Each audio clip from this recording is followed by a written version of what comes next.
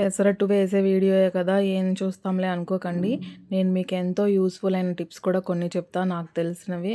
First అయితే మనం బ్రేక్‌ఫాస్ట్‌లో అన్నిటికన్నా బెస్ట్ బ్రేక్‌ఫాస్ట్ ఏంటి అంటే పెసరట్టు.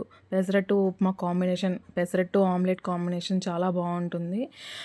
దీంట్లో ఫైబర్ అనేది ఎక్కువగా ఉంటుంది కాబట్టి మనకి ఎంతో ఎనర్జీనిస్తుంది. డే మొత్తం మనం ఎనర్జీగా ఉండడానికి పెసరట్టు చాలా ఉపయోగపడుతుంది. దాని తర్వాత ఫస్ట్ టిప్ వచ్చేసి నేను చెప్పేది స్కిన్‌కి ఫేస్ ప్యాక్ అనమాట. ఫేస్‌కి ఫస్ట్ అయితే పెసరపప్పుని పౌడర్‌లా చేసుకొని ఎయిర్ టైట్ కంటైనర్‌లో స్టోరేజ్ చేసుకోండి. దాన్ని ఒక స్పూన్ పెసరపిండి, ఇంకో స్పూన్ అనమాట శనగపిండి 2 కాంబినేషన్ చాలా మంచిది స్కిన్‌కి. 2 కలిపేసి దాంట్లో పాలు పోసుకొని ఫేస్‌కి అప్లై చేయండి. ఎలా అంటే మామూలుగా మనం ఫేస్ ప్యాక్ ముల్తానీ మిట్టి అలా పెట్టుకుంటాం కదా! అలానే పల్చగానే అప్లై చేయండి. అప్లై చేసిన తర్వాత ఒక 20 మినిట్స్ అలా వదిలేసేయండి. 20 మినిట్స్ తర్వాత స్మూత్‌గా మసాజ్ చేస్తూ ఫేస్ వాష్ చేసుకోండి. ఫేస్ వాష్ చేసుకున్న తర్వాత మళ్ళీ ఐస్ వాటర్‌లో మీరు ఫేస్‌ని అయితే కడగండి, క్లీన్ చేసుకోండి.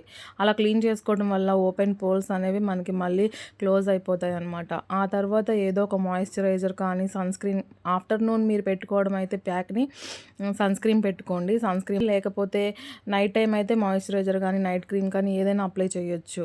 ఓకేనా? సెకండ్ టిప్ ఏంటంటే అదే సేమ్ స్టోరేజ్ చేసుకున్న పిండిలో మనం బియ్యం పిండి ఉంది కదా, ఒక స్పూను పెసరపిండి, ఒక స్పూన్ బియ్యం పిండి ఫేస్కి మాత్రమే నేను ఇప్పుడు చెప్పేది తీసుకొని సేమ్ క్వాంటిటీలో తీసుకొని పెరుగు కలపండి ఈసారి.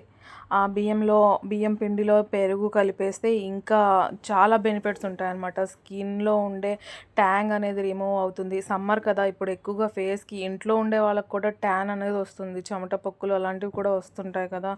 దానికి ఇది స్క్రబ్‌లా మీకు యూజ్ అవుతుంది. ఈ పెసరపిండి అండ్ రైస్ ఫ్లోర్ బియ్యం పిండి 2 కాంబినేషన్ మనకి స్క్రబ్‌లా యూజ్ అవుతుంది ఫేస్‌కి.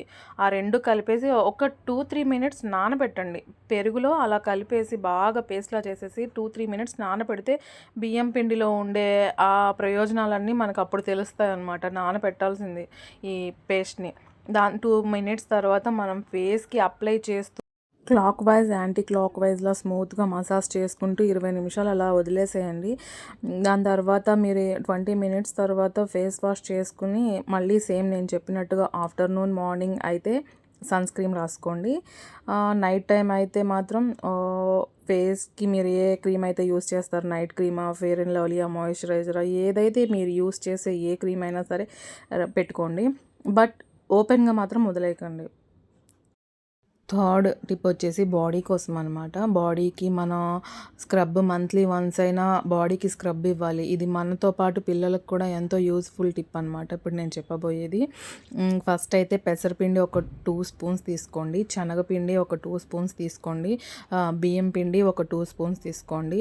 దీంట్లో సగం ముక్క నిమ్మకాయ బద్ద తీసుకోండి. మూడిటిని కలిపి ఈ నిమ్మకాయ రసంలో కలిపేసి దాని తర్వాత వేపపిండి ఉంటుంది కదా, అది బయట మార్కెట్లో దొరుకుతుంది.